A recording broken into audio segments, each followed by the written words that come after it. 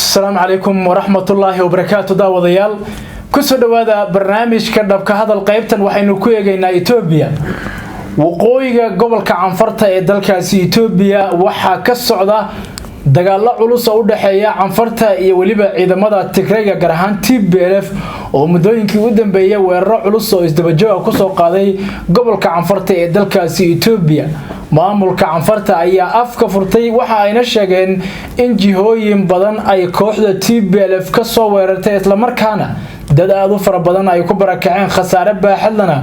uu gaaray deegaankaasi xogihii ugu dambeeyay halka uu wax marayo iyo waliba sababta keentay TPLF inay xoog saarto oo weerarooda ay hadda u weeciyaan dhanka Canfarta ayaynu eegi doonaa dhinaca bidix waxa fadhiya jaamac isaga ayaan bal wax ka weydiin doonaa xogihii ugu dambeeyay ee waqooyiga gobolka Canfarta jaamac soo dhaw waa dhaw sax TPLF waxa dagaalka Ethiopia dhowr wajiib u lahaa wajiga kii dawladda ay erideen nimanka TPLF wajigii labaad bishii June sanadka soo dhaafay kii dawladda Soomaaliya hadda waxa madaa wajigii saddexaad phase 3 inuu bilowday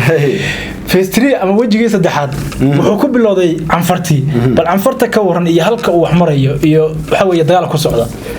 بسم الله الرحمن الرحيم السلام الله عليكم مeel kasta aad joogtaan ba waa salaamaya ummadda Soomaaliyeed horta ummadda Canfarta la yiraahdo maartay ama bulshada Canfarta la yiraahdo waa ummad horta iska Soomaalida oo kala ah waxa weeyaan waa dad maartay iska caayda waxba laakiin waxay balaayo ka sii dhacday meeshay saaran yihiin yaa meel si inkaaran ah waa nimankeeda korkood saaran weey nimankan oo iyaga oo marka geelooda iska raacda geel iyo riyahana maartay labadaas ay leeyihiin baan maray ha loodii ilaha laakiin laga baday deegaankooda kuma dhaqmi karaan ba si fiican nimankan marka dhibka jira wuxuu yahay Abi Ahmed ba baxar galiyay ama dawladda federaalka dhooqulaha uu galiyay iyo risooyin waa la amaanay waxa la yiraahdaa geesiyaal waa libaaxiyo maxaan ku yiraahdaa to kaawada maartay ku cadaydaan oo siligana waa ku findhicishaan niman balaayo oo weeye waa deertay nimankii la dhigi jiray TPLF weeyaan baa leeyahay madax bay dagaalkii isugu shubeen balaayo aad bay galeen ma dhibaato badan bay u geysteen Tigreegi dhibaato badan bay u geysteen meesha la yiraahdo Mille iyo maxaan ku yiraahdaa to Aliweha iyo meeshii kale ee magaca lahayd Jifra eeriyadeedii wixii ka gaaray nimanka Tigreeg ahaa Ilaahay un baa ogaa Soomaan garan si fiican oo niman qaqaawona Canfar ah iyo kuwa mariya qababa waa ku yaaceen oo de way say ahaayeen bay labadoodu iyo isugu maartay leedeen markii damba marka waxa ka soo gaadhay bahashi magaca lahayd diyaaradihii droonka yaa ka soo gaaray baaqigii soo haray ee Tigreegana diyaaradihii baa leefay nimankii marka Tigreega ahaa ugu yaraan 50,000 oo ciidana oo deegaanka Canfarta ay soo galiyeen wax qaablahi kama noqon waxa kama noqonin oo inta u dhaxaysa Mille iyo Jifra iyo Mahawaasa iyo eriyada un bay ku dhamaadeen baabah dukum daakum ku baxeen aakhirkii waxa weeye iyagoon ciidan quman oo ka baxay ba uu sajirin mar in la waa la laayay moogtahay waxna Canfarta dishay waxna diyaaradihii baa leeyay ee dhahan waa ka soo baxnay umameed baa ka soo bixi meesha marihii iyo meedkii meeshii bay yaaleen oo daadsanaayeen hatta bahalkii ay wateen inta adigu ay soo tagasheen ba cararta wixii ay ka baxeen deegaanka wuxuu ahaa ahmaarada laakiin deegaanka Tigreega Canfarta waxba kama ayna bixin wasabto waa ku dhamaadeen ba dadan biyana cabin cuntana cabina dhagaxaanta cuna oo maartay meesha uu iska joogay oo iyaga dhagaxa shiil madowga ee gubanaya maartay awal hore ay ku wada noolaayeen meesha dadkii un baaba fursad ku helayba say dooni ba ha noqoto haatan Tigreegu wajigii saddexaad ee dagaalka ay soo kiciyeen wuxuu u muuqdaa wajigan in ay doonayaan iyaga iyo Canfarta inay ku kala maartay faataxaystaan sida xogta aanu ku helayno ama maamulka deegaanka Canfarta qeyradaan ba ka soo hadhay saacad walba way qeyliyaan ko phase 2 sidii ahmaarada hadda ku saartay qeyladii waa wareeydo ku haysay calaamadii kuwa la mid ah hadda yaa ka marta calaamada ka waaweyn hal calaamadaha koronuhu waa maxay bal waa dhisa iyo سفيعا كون هذا waxaa ka muuqda canfarta calaamadihii maaragtay xabsida iyo walaaca oo dhan ba maaragtay ka soo wada ifbaxay marka 24 ka saac way qeyrayaan Axmed Kollayta hadlay awaal arba hadlay midaan la aqoonin ba hadlay qolca cali ba hadlay caliyow ba hadlay waa magacyadana wada nooca moogtahay wixii nin walba wuxuu leeyahay hal soo gaaro ya muslimiin ya islaamaha meel Itoobiya dadka jooga muslimka wax yarba oo muslimada inta xitaa maartay muslim baan haysi fiican Soomaalida soo gurban waxa ma Soomaalida iyaga xarash weyn baa u dhaxay muhiimadu waxa ay tahay in nimankan qeyradhaanta ay ka dhamaatay sida maamulka deegaanka canfartu ay sheegeen marka anagu iyaga soo xiganayna 10 meelood ama 10 jiho oo kala aag ah yay saf balaaran uga weerareen deegaanka canfartu 10 meelood 10 aag bay ka fureen dagaal 10kii aag ee ay dagaal kaga fureen 10kiiba way jabsadeen awaal arba meeshu aadi lahaa yaa iska rabo isaga un baa og ama candu hal goob ah inta diyaaradihii baa webta ku haya ciidanka 10ka goob ee ay weerareen fadhiya marka laga reebo 3 meelood inta kale waa Eritrean oo gobolka canfarta joogan dharkii baa laga bedelay qaar waxa loo bixiyay magaca jabhadda badda cas oo jabhad maartay to badda cas leeyahay oo waagi hore Tigreega col ahay yaa jirtay oo maxaan ku Eritreanku ay hayeen jabhadii marka noocaas ahayd yaa Eritrean iyo soo hubeeyeen ya mana soo hubeynine ciidankii Eritrea laga dhigay jabhadii badda cas ciidankii Eritrea inta la qaaqaawiyo mariyay laga bixiyay ya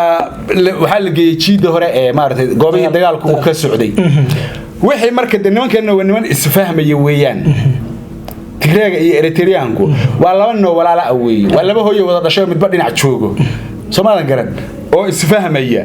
okay nimankii marka si fiican bay soo jaan qaadayaan Tigreegina maxay sameeyeen canfarta wax allaala iyo wixii mucaarad ahaa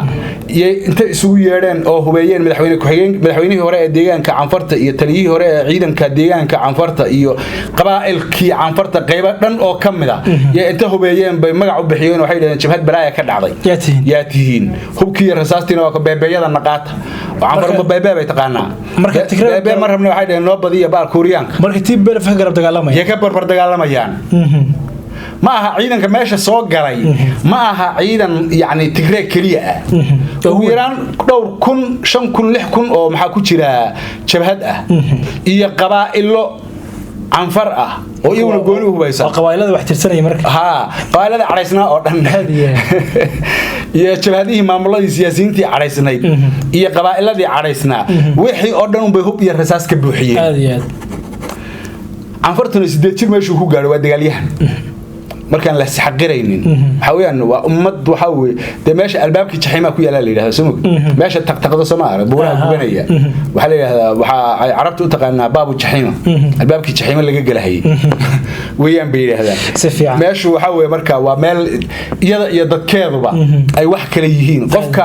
bay'ada iyo maaragtay meesha uu ku nool yahay yuu la falgalaa halkaas wax ku noqdaa wiilka canfarku markuu 8 sano gaaro waxa weey waa wax gal weey saydooni ba noqoto nimankii canfaraha ma sii joogaynay leeyihiin hadan gurmad degdeg noo imaan xageeyada marka Addis Ababa kulli sababta waxa soo socda ugu badan waa horta waa canfar kale oo talada u socota in hadaan laga hortaginna sida hadda ay wax ku socdaan maalmo ma qaadan doonto Samaara meesha leeyahdo hal goob 10kii goobood sida maamulka deegaanka canfartu ay sheegeen hal goob oo ay iska difaaceen ciidankii ma jiro diyaaradihii iyo shimbirihiina waa shaqeyn la yihiin oo maxaan ku ilaahay to birrifta un baahayo dhagax un baa laga hoosgalayaa show moojiyade diyaaradihii way shaqeyn la yihiin waxa jira marka dawladda Itoobiya waxa suuragal ah khilaaf siyaasi ah jira oo hadda maaragtay wali aan si fiican u soo shacbixin oo ka dhex aloosan maamulada ahmaarada iyo canfarta iyo Addis Ababa xusalka ku haya Abiy Ahmed nabad buu doonayaa in lagu noolaado war murtiyad bay soo saareen nimanka la yiraahdo TPLF ama Tigreegu dawladda dhexe eedihii oo dhan dhinac bay ka mariyeen awaal arba bay saarayeen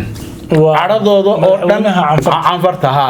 awal arbana hada aragto isagaaba tiisi u yaabanba wax la sheegi karaa ma ahaba waa wadaad yar oo miskiin ah tusbax yar buu iska wataa oo iyo macawis maartay meesha sarwaalka markuu xidhana adaaba ka yaabiba marka qof la eedayn kara ama eed qaadi karaba ma aha marka laakiin waxay muujinaysaa maagooda waxa ay maagan yihiin doorkii hore axmaaro dib dambe hada looga maqli maayo isku door wadin dawladda wata jaamacu calaamaduhu waxa tir calaamadihii bay u egyihiin marka la fiiriyo Rift Valley bal xagga ciidamada ka waran iyo barakac marka laga hadlayo inagu maamulka canfarta ma soo xiganayna dadkii canfarta kala bad yani wixii dagaal ahaa ee hore ee tirada badnaa waxay ahaayeen waxba dad nagama barakicin bay ku leeyihiin hadda in ka badan yani durba 300 oo kun oo qof yaa dagaalkii 3 maalmood socday yu gaarayaa bay ku leeyihiin barakuco soomandan oo deegaanka canfarta Zone 4 iyo Zone 2 miyaa la yiraahdaa iyo Zone 1 intaasna dagaalku waa saameeyay Zone 2 isaga ama zoonka labaad ama gobolka labaad iyaga waa lagu habsaday sidii sheegayaan maxaan ku yiraahdaa to Zone 1 iyadana sidoo kale qaybo kamid ah yaa gacanta ka baxay zoonka afraad isna sidoo kale qaybo maartay gacanta maamulka deegaanka canfarta ka baxay yaa jira meesha marka waa waxaad moodaa in la suturusayo oo nimankan Tigreega iyo Addis Ababa ay is og yihiin oo la xanuujinayo qolyahan canfarta iyo maartay amxaarta in la xanuujinayo oo yiri ka argoosta maxay ka rabtaan anigu abiiba la dhahaa oroma gaara idin ma soo dirin canfar iyo axmaaradu iyaga la diray anuna oramaanahay nimankii idin laayay nimankan ahayna ka aarsada kadib markaad ka soo aarsataanna anuna shirka dib baan u dhigay markaad ka soo aarsataan hawlihiina soo dhameysaan deegaanka axmaarada hadda goboladan markii laga hadlayo waqooyiga gobolka Gondar Tigreeba haysta axmaar xataa si fiican uga hadli karto hadii laga hadlo ciidanka joogan soo qaadan buu dhihi Abiy Ahmed maxaan ku yiraahdaa to dhinacan wag xamra gobolka la yiraahdo oo aagan wallo aan jeclahay inuu ku yaalo isna waxa weeyaan kala bad wallada maartay waqooyi oo dhan waxaan jeedaa koonfurta wallo oo dhan dhammaan marka laga hadlayo gobolkaas koonfurtiisa waxa jooga yani waa gobolkan walla ee laga xukumo magaalada la yiraahdo Waladiya laga xukumo dhamaantii iyaga haysta inta badan magaalooyinka u beenu soo dhaadhacayn laakiin jidal bay taageen baabuurtayga canshuurta ka qaadanaya meel bayaga jooga buuyaga waa socda wala arkaya hal gaari oo dawladdu leedahay dhaqaaqi karaahin ma jiro gaarigi dawladdu leedahay dhaqaaqo meesha dhiga isaga tago baa la dhihi koox askar oo soo lugaysay maalin lugaysay waxay imaatay baa la lahaa meesha maxay ahayd magac lahayd Sakota markaas waxa qabsaday kuwa la yiraahdo iyagana agaw oo iyagana oo jabhada yaa iyaga qabsaday kuwa qowracay waa ciidan hadda militariga yahow oo baabuurta ay Tigreew kala hadheen meel dhexe kaga hadheen iyagoo socday kuwan iyagoo lugaynaya iyadoo kuwan baabuurtii kala hadhnay idinku u taliya way soo socdaan qoryihiina way wataan qoryaha ka qaata anoo meelan geeyeen ma jirin marka muhiimaddu waxa ay tahay in la isdhexushan yahay laakiin hadda canfarta la xanuujinaya sababtoo axmaarada hadda wax u haray oo saa u sii buuran ma jiraan laakiin axmaaradu way ka qayla dheer yihiin oo waa niman siyaasadda adduunka saameyn ku leh oo la falgalayo oo dawladda federaalka ah saameyn ku leh oo hadii la qanjaroofto qayladoodu markaba Addis Ababa ruuxaysa meel badan bay gaaraysaa kuwa laakiin haday qayliyaan waxa weeyaan jigjiyaad sheegaya Samaara ma dhaafayso murqihii axmaaradu ay soo bandhigi jirtay ciidamadii faraha badnaa iyo hubkii iyo calaamadii noocaas ma leeyihiin ma canfartu laakiin soo wada ku yihiin dhagaxaas ku dagaalamay hadii xaaladdu adkaato oo ciidamo badan bay soo tabar loo soo xidhalay maanta waxaan arkayaa ilaa ku dhawaad aduu ciidan 12 qiyaastii ah oo shalay iyo daraa la tababaray